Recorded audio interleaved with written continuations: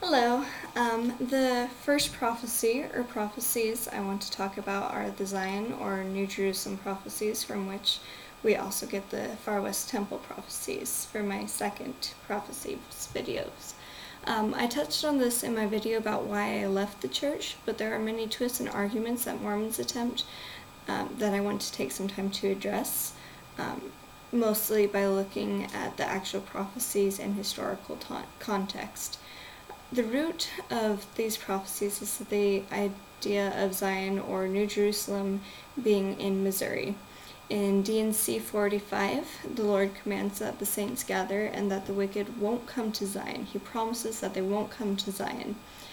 D&C 57 establishes exactly where this is and the location for the temple that was supposed to be built there, the Far West Temple. In D&C 62:6, it says, "Behold, I, the Lord, have brought you together that the promise might be fulfilled, that the faithful among you should be preserved and rejoice together in the land of Missouri. I, the Lord, promise the faithful and cannot lie."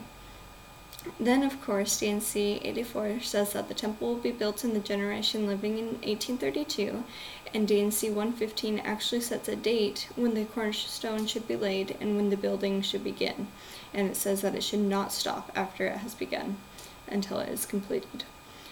Anyone who knows much about early Mormon history knows a few things about this. Although there was some unrest among the saints, there were also many who remained faithful and diligently followed what Joseph Smith taught. In fact, considering what many of them went through to follow their new religion, it's amazing how many people did remain so faithful. Of course, the Mormons were driven out of Missouri despite the promise of preservation for the faithful. In D&C 100, the saints are promised that Zion is being chastened for a little season, but will be redeemed. Remember, this is the promise of an all-knowing God, and this is also why the saints in Utah still expected to go back to Missouri and finish the temple like they were promised. During this time, the history of the church volumes record that Joseph Smith counseled the saints to retain their lands in Missouri and seek legal redress because of the expectancy that they would return to Zion. D&C 105 reiterates the promise of returning, and God even says that he will fight their battles and that his enemies will be laid waste. In the end, despite all of these promises and reassurances from God, supposedly, the saints were forced to abandon Missouri and their temple lot with only the cornerstone laid, which was done at great risk to those who laid it.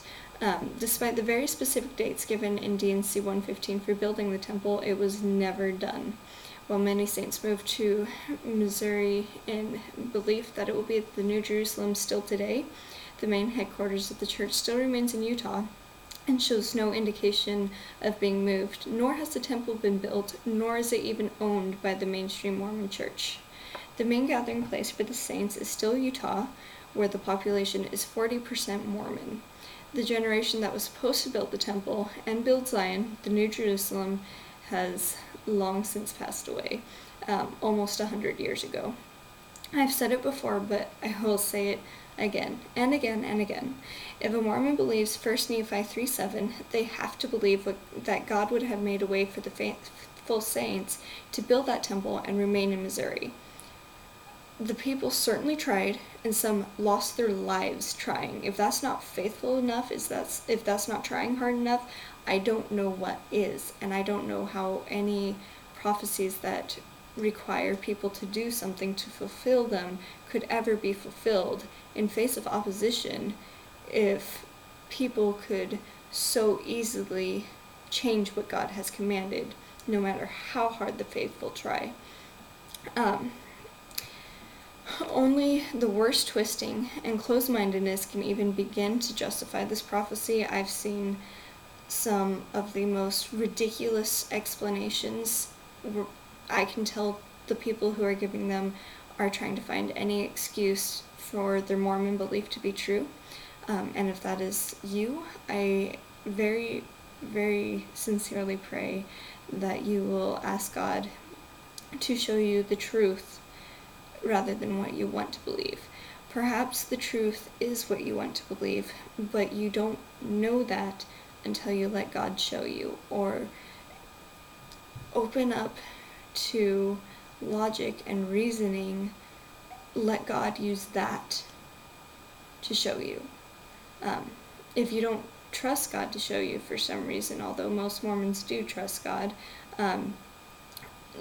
logic and reasoning alone very firmly prove that this prophecy didn't happen, and it doesn't look like it's going to happen anytime soon, which means it's a false prophecy. Comparing the New Jerusalem teachings and prophecies of Joseph Smith to Revelation 21 makes it even harder to believe that it could be true. So, has Joseph Smith failed the test of a prophet? Yes. Thank you for watching.